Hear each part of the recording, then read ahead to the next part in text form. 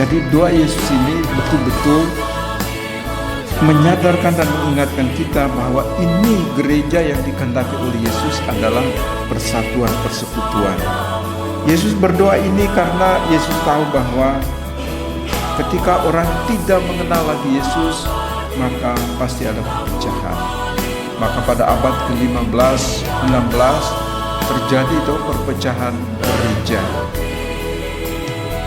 Sebagian anggota gereja Katolik protes, lalu mereka keluar dari keanggotaan gereja Katolik.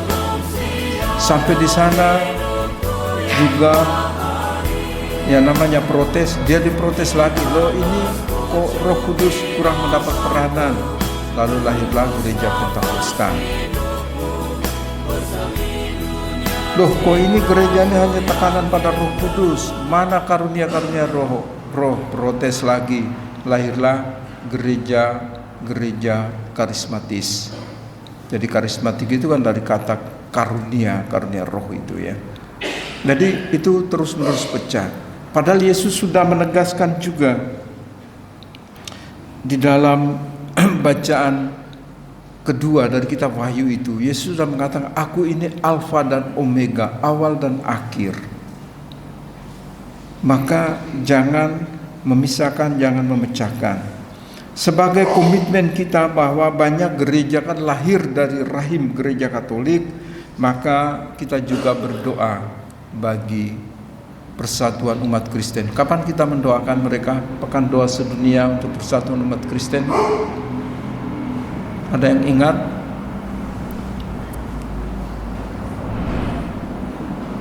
Lupa ya. Ada yang ingat kapan pekan doa sedunia untuk persatuan umat Kristen? Ya? 18 Januari sampai 25 Januari, pesta bertobatnya Santo Paulus. Kita berdoa loh, ada dalam puji syukur itu. Ya, kita berdoa untuk persatuan umat Kristen. Kenapa? Karena mereka yang pecah, tercecer ke sana kemari ini juga mereka itu lahir dari rahim gereja Katolik. Jadi apapun itu, kadang-kadang mereka cerewet dan sebagainya terhadap gereja Katolik, nggak apa-apa. Kita tetap mendoakan mereka supaya menjaga apa yang dikehendaki oleh Yesus, yaitu persatuan, persekutuan, kebersamaan. Sekali lagi, bukan karena kita seragam, tidak.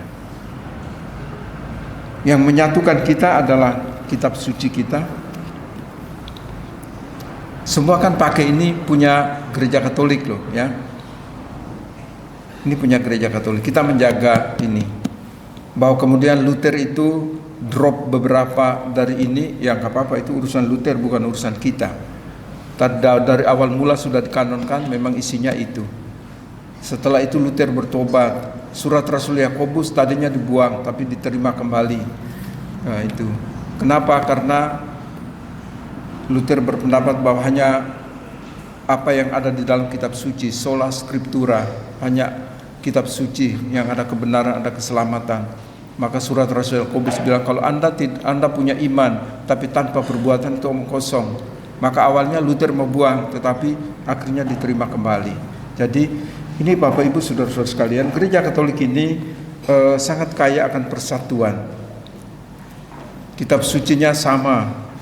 Anda berliturgi, Anda pergi ke belahan dunia manapun, liturginya tetap sama. Jadi kalau saya merayakan Ekaristi misalnya dalam bahasa Indonesia di Gua Maria Lourdes, semua dari berbagai negara boleh ikut. Cuma berbeda bahasa kok. Gitu loh. Peringatan-peringatan, perayaan-perayaan sama di seluruh gereja Katolik di seluruh dunia. Jadi ada juga gereja Katolik yang disebut dengan Ritus Timur. Ritus Timur itu maksudnya mereka itu mempertahankan tradisi-tradisi tertentu, ya, tradisi-tradisi tertentu. Seperti Romo katakan tadi bahwa ada juga yang mempertahankan, sudah kita tetap dalam bahasa Latin, ya nggak apa-apa, silakan saja kan. Sementara kita yang Ritus Barat itu kan buah dari Konsili Vatikan kedua adalah boleh menerjemahkan kitab suci, liturgi-liturgi dalam berbagai bahasa dunia, bahkan bahasa setempat. Ini juga menimbulkan reaksi yang luar biasa. Tapi akhirnya semua kembali pada persatuan gereja. Kita tetap menjaga keutuhan gereja kita. Demikian juga sampai dari dulu sampai sekarang itu kan pemilihan paus, misalnya pemimpin tertinggi gereja Katolik juga bukan lewat kampanye, bukan juga lewat pembagian-pembagian. Oh ya, paus periode yang lalu dari Amerika Latin, Argentina, jadi kali ini dari Asia misalnya. Sosial media itu kan begitu ya. Wah, ini dari Asia. Kapan kamu berdoa untuk pemilihan paus kok tahu-tahu menentukan paus itu? Ngawur aja. Itu para kardinal itu mereka kumpul bukan untuk kampanye. HP pun mereka tidak boleh pakai. Masuk dalam loker semua. Tidak ada yang WA, kita pilih ini ya. Nggak ada. Mereka hanya bisa berdoa, mohon supaya Roh Kudus turun, menaungi mereka supaya mereka akan memilih yang terbaik. Maka sejak konsili pertama di Yerusalem, Anda mendengar keputusan soal sunat, Petrus berkata, adalah keputusan Roh Kudus dan keputusan kami. Orang yang tidak bersunat pun boleh dibaptis. Kan begitu. Orang mempersoalkan, apakah disunat dulu baru dibaptis? Sunat itu bukan untuk keselamatan. Keselamatan hanya ada pada Yesus Kristus.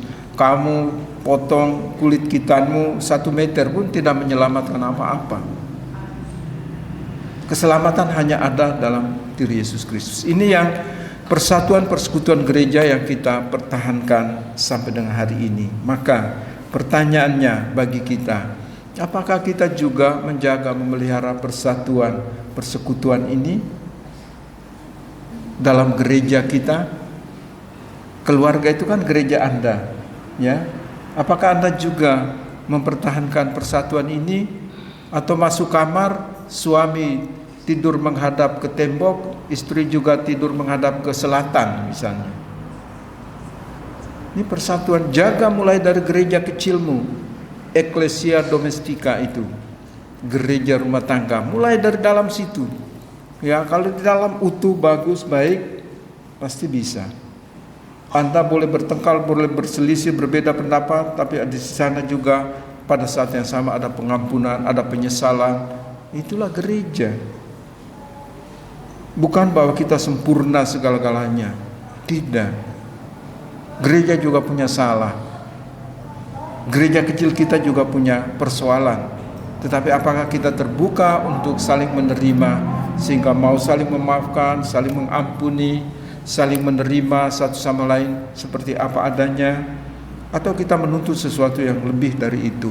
Apakah Anda juga protes sehingga harus berpisah seperti saudara-saudara kita yang Protestan, protes ibunya terus pergi meninggalkan begitu saja? Maka saya bersyukur kepada Allah, pada waktu saya diberi kesempatan untuk khotbah di kelompok ekumene, saya menjelaskan tentang Paskah. Jadi saya menjelaskan tentang hal ini. Mungkin juga ini karya Roh yang luar biasa. Pada waktu saya bicara tentang Jumat Agung, saya bilang bukan harinya itu lebih besar dari hari yang lain, tetapi banyak peristiwa besar terjadi pada Jumat Agung pada saat Yesus tergantung di salib. Peristiwa penebusan, wasiat salib. Anda suka atau tidak suka dengan saya, Anda sepakat atau tidak sepakat dengan saya, tapi ini wasiat salib, sangat alkitabiah. Yesus menyerahkan ibunya kepada murid yang dikasihi. Jadi kalau konsekuensinya kita semua menerima Yesus sebagai menerima Yesus sebagai guru kita, gembala kita, kita harus menerima ibunya. Jadi teman-teman, saya tidak mengajak teman-teman dari gereja-gereja lain untuk berdevosi atau menghormati Maria, tetapi sekurang-kurangnya mengakui Maria sebagai ibu Yesus, karena Maria itu wanita pilihan.